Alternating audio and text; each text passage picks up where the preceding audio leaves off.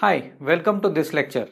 I'm going to tell you about two things in this lecture. One is about talent and second thing about the process of drawing. And at the end of the lecture, I'm going to give you one exercise. So the first thing which we talk about is talent. I can assure you that nobody is born with the talent for drawing or painting or whatever skill they have. They have worked at it for years and years. Even Michelangelo or Leonardo were not born with the skill of drawing. They had to work for it to acquire that skill for many, many years. So why should we believe that we should be born with the talent to be a good artist? Our aim should be to be able to draw better than what we did yesterday. So this assumes two things. One is that you should compare your performance of drawing with your own performance which was there yesterday. The second thing which this statement assumes that you had drawn something yesterday and you're going to draw something today, which means that you have to draw something every day. Practice is the only thing which will improve your skills. So I urge you to forget about the notion of being born with the talent. Now let's look at the other notion of drawings which are made by master artists are done in one pass. Somehow people believe that master artists start at the top of the page with their pencil, and by the time they end up at the bottom of the paper, the drawing is ready. It never works like that. In every drawing, these artists or any good artist go through 2 or 3 steps of evolution. In the first pass, what they do is they roughly map out the drawing with very, very light lines. And that's where your overhand grip will come into picture. So first thing is that they map out the whole drawing, and the second pass they add some more details to it. But even in the second pass, they are drawing very light lines. Only in the third pass, when they are sure that whatever drawing elements or whatever shapes in the drawings which are required are in the right place, in the third pass, they make the lines darker, which are going to be the final drawing lines.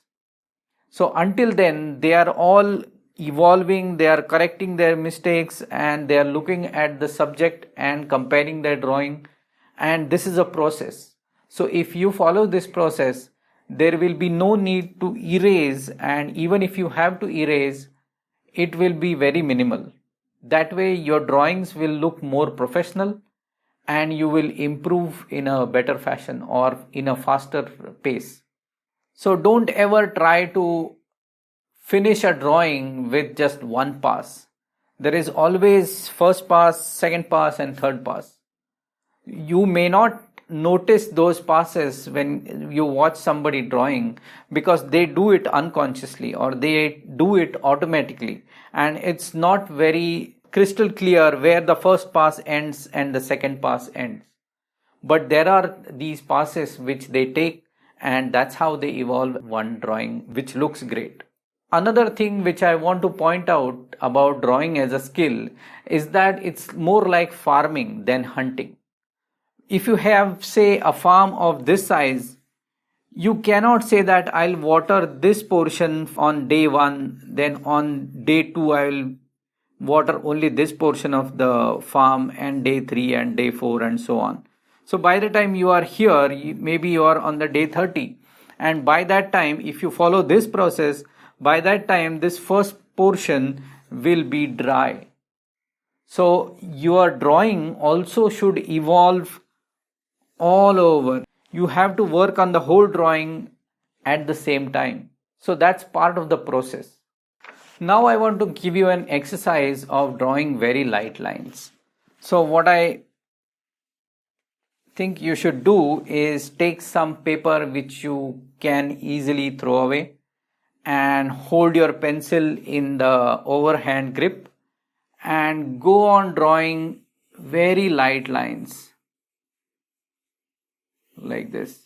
You can draw any shapes, but you will be surprised that not many people around can draw very light lines.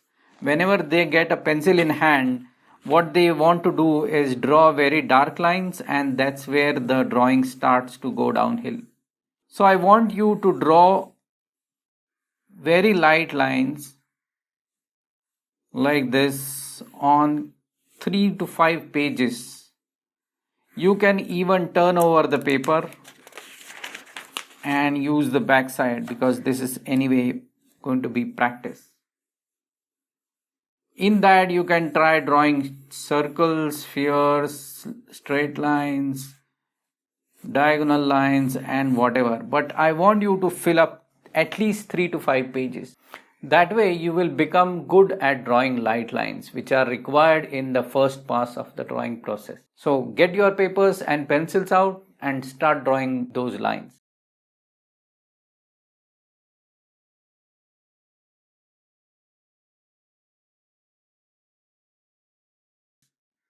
See you in the next lecture.